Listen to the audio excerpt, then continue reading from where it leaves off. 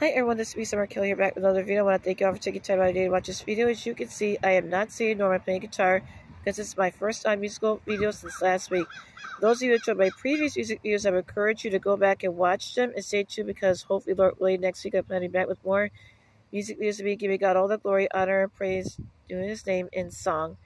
As you also may notice, I am outside. I am by a nearby park and I've recorded videos here in times past, and whenever I'm able, I like to go outside and record videos while enjoying the most beautiful weather outside because it's a beautifully perfect sunny day out here today without it being too hot.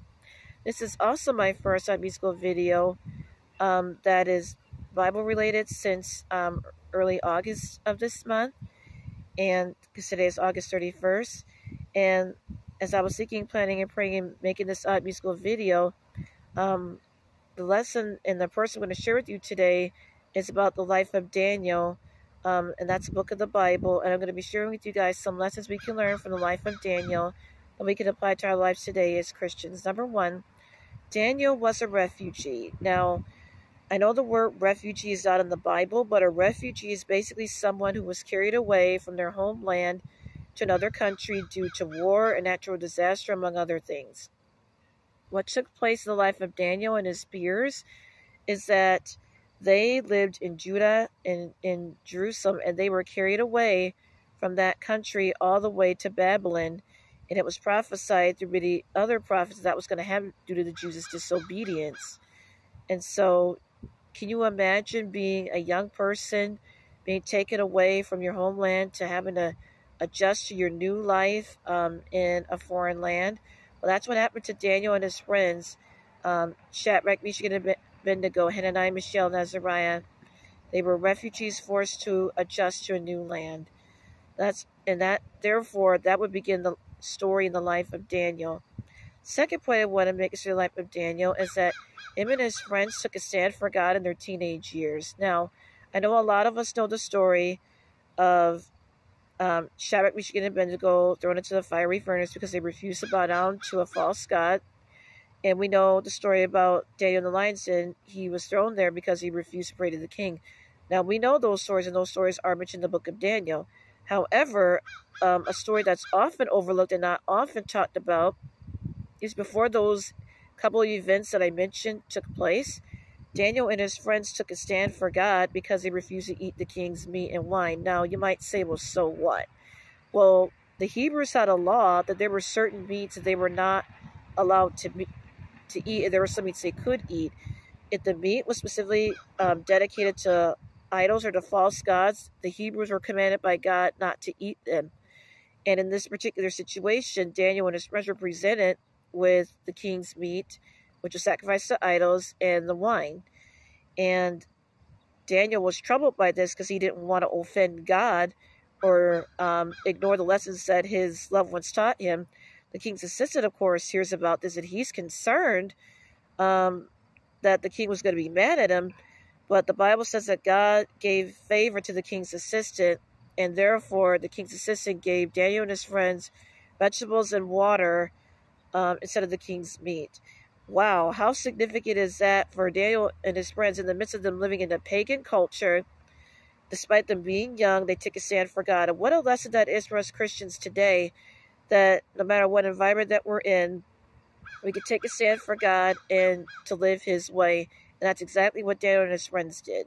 That's the second point about the life of Daniel. The third point about Daniel is that he was a prophet and a dreamer of dreams. Now, what does that mean? For those of you that may or may not know, the book of Daniel is among one of the major prophets. Major prophets means they have a lot of writings in the book. So, and Daniel also prophesied concerning the life of the kings he was with, and prophesied about the end times. The other significant thing about Daniel is that he not only was a prophet, he was a dreamer of dreams. Nebuchadnezzar had a couple dreams, and God helped Daniel interpret those dreams. For example, Nebuchadnezzar had a dream about the statue. God gave Daniel the interpretation of the dream that the statue represented the kingdoms of the world, such as Babylon, Persia, Greece, Rome, etc. And he prophesied how those kingdoms were going to rule the world. And God also gave Nebuchadnezzar a dream about a tree being cut down. As you can see behind me, I have trees behind me as well. The tree, of course, in the dream represented Nebuchadnezzar, God humbling him, and God gave Daniel the interpretation of that dream. And so another point I want to make is God still speaks by dreams today. I've had many dreams. I'm sure some of you may have as well. And so God used Daniel to interpret a couple of kings' dreams, and God also used Daniel to prophesy. Fourth point about the life of Daniel that I want to mention is that Daniel worked for 3 different kings. As I mentioned, one king's name was Nebuchadnezzar, was the first king he worked for. After Nebuchadnezzar died, the second king that he worked for was Nebuchadnezzar's son, Belshazzar. And after the Persians invaded the Babylon people, he worked for King Darius. And so he worked for those 3 kings. And the other point I want to make about that is that Daniel had had a job that's kind of like being a prime minister and kind of like being a secretary of state. The Bible doesn't use those terms, but that would be the modern terms of him working for the kings as well. So not only did he have spiritual offices as a prophet and dreamer of dreams, he also worked in high positions of authority alongside those kings. And so that's the 4th point I want to make. The 5th point I want to make about Daniel is that Daniel had godly character. At one point in the book of Daniel, when Daniel was fasting and praying, the angel, many believe the angel Gabriel appeared to him and commended him for his humility. And the Bible, as many of you know, talks a lot about humility. So Daniel was a humble man, and God honors humility. The other point about Daniel is that he walked in integrity. And if you remember the story about the Daniel and the lion's den, is that the people that couldn't stand Daniel, his enemies, couldn't fight anything against Daniel because he was a man of integrity. And he knew how to walk morally before God and man, whether anybody was looking or not. And so having a person of integrity in your life is priceless. So Daniel was a man of humility and integrity, and I pray that as Christians that we'll be people of humility and integrity as well too. The 6th point I want to make about the life of Daniel is that Daniel faced great adversity. As I mentioned earlier, he was a refugee taken away from his homeland to Babylon. The other point, as I mentioned earlier about Daniel in the lion's den, is that, as I mentioned, the reason why he was in the lion's den was because he refused to pray to the king, and he continued to pray to God, even though he knew it would cost him his reputation, his career, even his relationship with the king. He was willing to stand up for righteousness and do what was right in the eyes of God, no matter the consequences. And that must have been a very bold risk for him, but he obeyed God and was willing to do what was right anyway. And what the cool thing about it is, about the story of Daniel and the lion's den, is that God sent an angel to shut the mouths of the lions.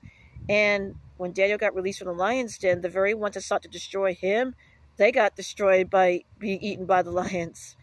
And so, we as Christians are not immune from adversity, but Daniel shows that in the midst of his adversity, he trusted God. The last point I want to make about the life of Daniel is that the latter chapters of the book of Daniel are similar to the book of Revelations, especially about the end times. Now, a lot of people think the Old and New Testament don't agree with each other. That's false. Daniel talked about the Antichrist. He talked about the Jews going through different challenges. The book of Revelations also talks about that as well. And so the Old and New Testament do agree with each other. You just have to look for clues that they do. So that's what I want to share with you guys today. I didn't want this video to be long. To recap the points, the lessons learned about the life of Daniel is that, number 1, Daniel was a refugee. Number 2, Daniel and his friends took a stand for God, even though they were teenagers. Number 3, Daniel was a prophet and a dreamer of dreams. Number 4, Daniel worked for 3 different kings. Number 5, Daniel had godly character. Number 6, Daniel endured great adversity. And number 7, the book of Daniel and the book of Revelations are very, very similar, especially in regard to the end times. So that's what I want to share with you guys today. I hope this video will encourage you. May like, subscribe, and share with those you know and love. Before I end this video, I wanted to share with you guys that if you are interested in makeup or into Mary Kay, I would be very happy to give you more information about that. If you're someone you love is into Mary Kay, I would be happy to give you more information about that. If you have kids or grandkids or nieces and nephews, preschool age and older, look for a Christ Center art-based program, after-school program, reach out to me, and I'll be happy to give you more information about that, especially with fall coming up. And this will be good to get your kids involved with a Christ Center program that honors the Lord. So I wanted to share this video with you guys. Thank you so much for taking your time out of your day to watch this video. This means a lot to me. Thank you. God bless you. Have a good night. Have a good week. Thank you.